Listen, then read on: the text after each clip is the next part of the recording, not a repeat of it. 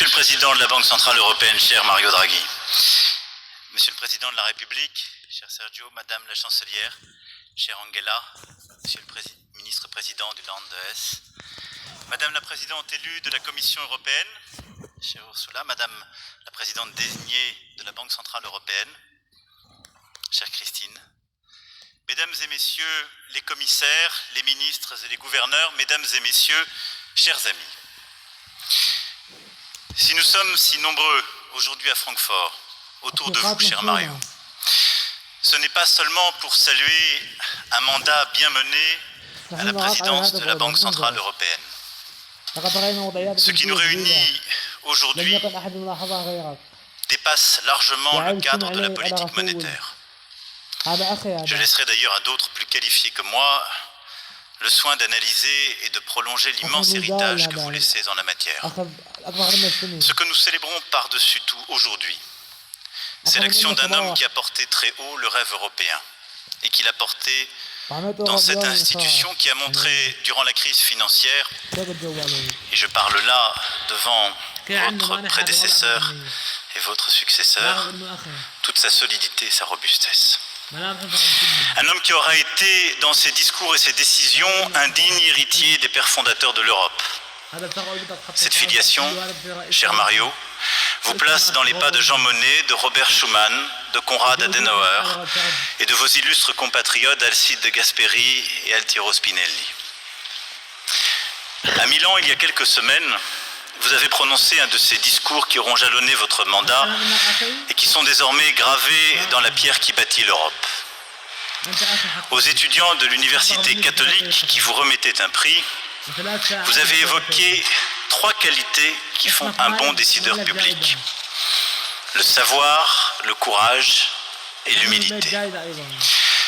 Ces qualités, cher Mario, vous les honorez et les avez ici incarnées. Le savoir, vous l'avez acquis, conquis par une formation académique, une expérience professionnelle exceptionnelle.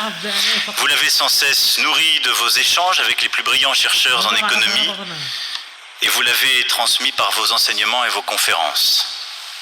Cette expertise reconnue de tous a été décisive pour asseoir votre autorité intellectuelle auprès de vos pairs, des observateurs du marché, comme on dit, et bien au-delà.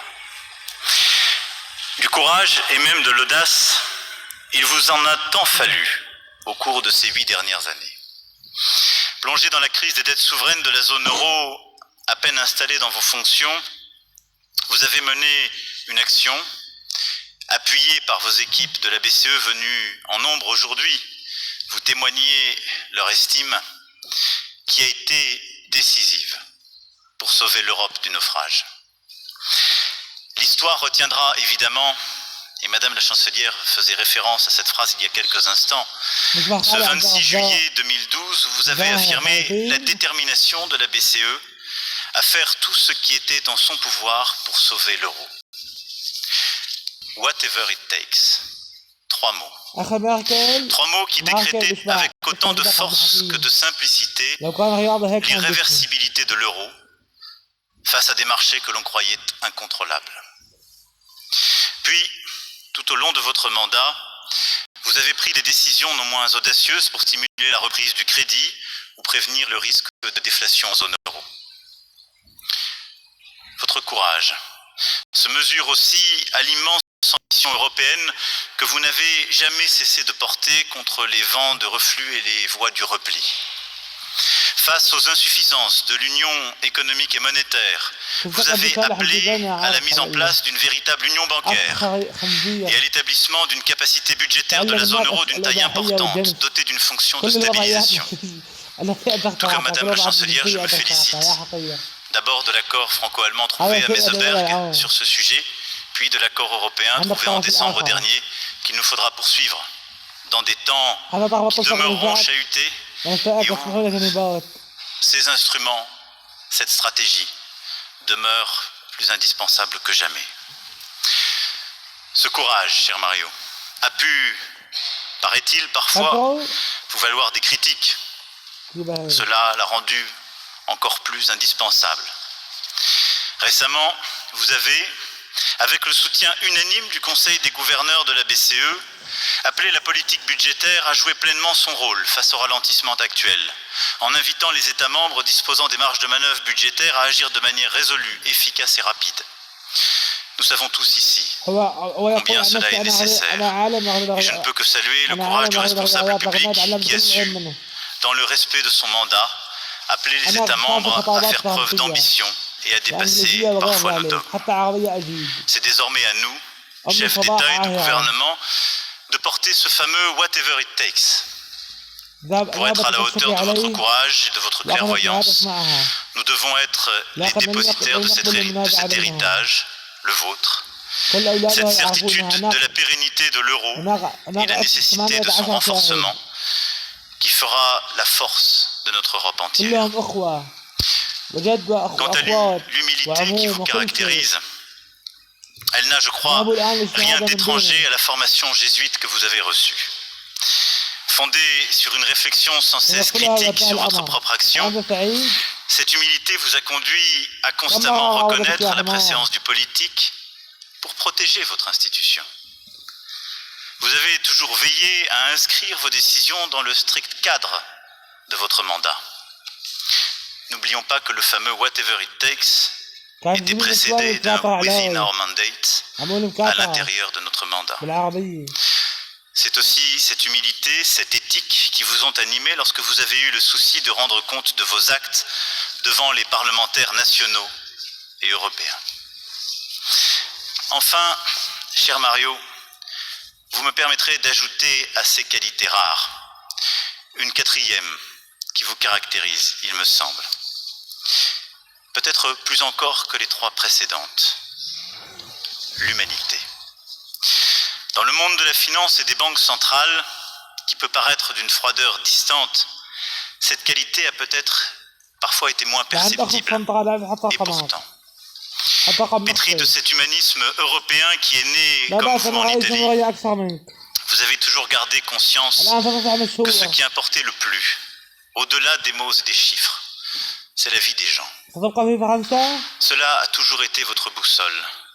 Et vous ne vous êtes pas égaré sur le chemin. Vous avez agi pour eux, pour tous, pour ce qu'on appelle dans mon pays, et cela a un sens, l'intérêt général. Cet humanisme européen vous place résolument dans la lignée de ces grands fondateurs et de ces grands esprits. C'est pourquoi, je le disais, c'est bien plus qu'un mandat réussi à la tête de cette institution que vous nous laissez aujourd'hui. Ce que vous nous léguez, cher Mario, c'est le flambeau de l'humanisme européen. Car en sauvant l'euro, c'est la protection de l'Europe et de ses peuples que vous avez assurée et fortifiée. Désormais, cette voie que vous avez tracée, cet humanisme, qui pendant 8 ans s'est traduit dans le concret de vos actions, nous incombe à tous. Et je sais combien la présidente Lagarde, qui maintenant a la charge dans quelques jours de vous succéder, c'est la place et l'importance de cet héritage. Je sais aussi toute l'importance qu'elle accorde à l'indépendance et la responsabilité qui va avec. Et je sais combien elle aura à cœur de laisser dans cette belle institution sa marque. Pour répondre aux aspirations des peuples, face à un monde de fractures et de turbulences, vous avez mené ce combat. Ce combat, vous l'avez au fond mené tout au long de votre carrière. Alors, au moment où vous vous apprêtez à quitter ces lieux, cher Mario, nous sommes là pour vous promettre que nous serons nombreux à poursuivre votre engagement et nous essaierons d'être à la hauteur. Je sais combien cette institution que vous avez présidée pendant 8 années se tiendra à la hauteur, car elle a montré sa solidité durant ces années. Elle a montré la force des institutions quand l'Europe a le courage de s'en doter et de l'esprit européen qu'elle porte. Et cela continuera. Nous vous le devons, comme nous le devons aux Européens. Et je sais aussi que vous y prendrez encore votre part, au-delà d'un repos amplement mérité, car cet humanisme vit en vous. Où que vous soyez, quoi que vous fassiez, vous continuerez à faire vivre en Europe cet esprit pour l'Europe. Je vous en remercie, nous vous en remercions.